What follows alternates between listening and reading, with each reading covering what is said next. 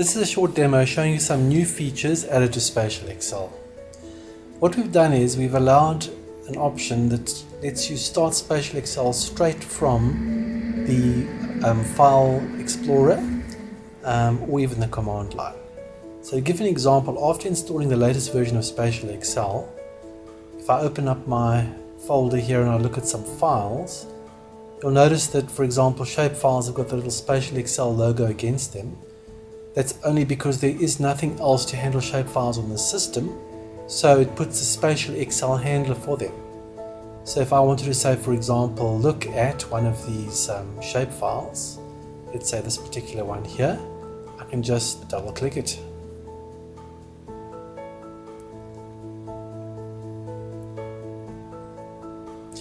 And it brings up Excel, and as you'll see now, it will automatically start loading that particular shapefile, which happens to be quite a big shapefile in this case. There we go, the shapefile's loaded. Now I could carry on working and then build a workbook and so on, and there you go. It works for all files that SpatialXL can work with. Let's say, for example, now I've got a DXF file here I want to work with. It is not marked here as being handled by SpatialXL, but that doesn't matter. I can just open it up here and I can say open with. And then I just look down here for SpatialXL in this list.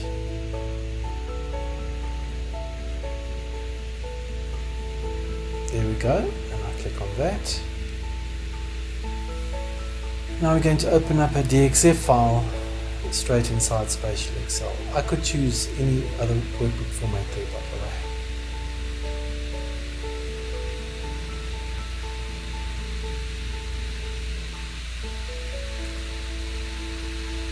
So I'll just do it flat. Now because it's a DXF file, there's no projection specified for it. So I'm going to specify a projection. But we do have a problem here, is that the scene is set to be lat long. So I think the safest way to make this work will be to just choose lat long temporarily and just see what it looks like. There you go, there's our exhaust object loaded straight into SpatialXL from the command line.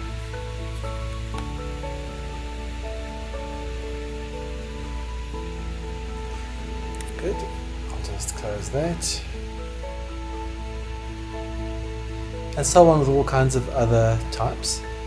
Now one nice thing we can do, yes, and let's look here, for example, even a layer file now is recognized as belonging to SpatialXL. So if I just double click this layer file here, it asks me to go in.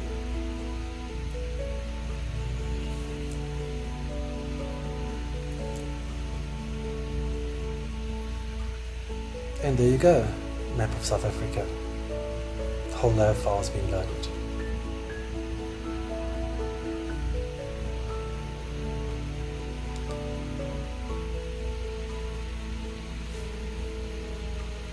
It also works with MapInfo files, so we could look here at this MapInfo. The tab file is what it notices here. You see it knows it belongs to SpatialXL, so I can just double click it.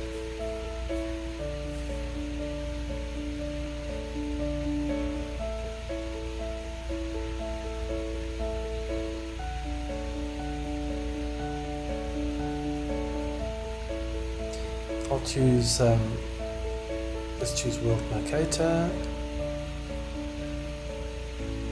There you go.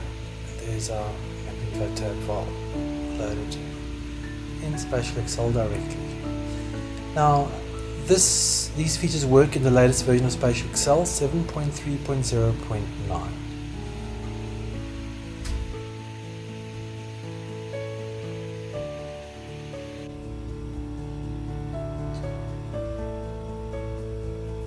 Another example is here we can open up a MicroStation design file. Let's try this one, see how it comes out.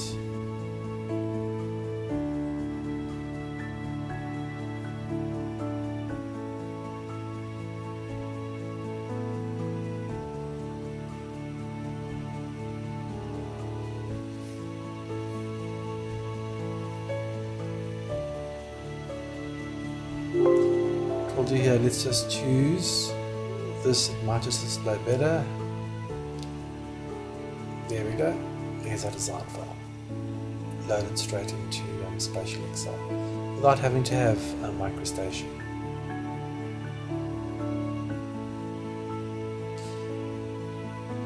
Okay, so as I said, this depends upon having SpatialXL version 7.3.0.9, and I hope it makes working with SpatialXL a lot quicker, especially if you want to quickly inspect some data for which you don't have a viewer.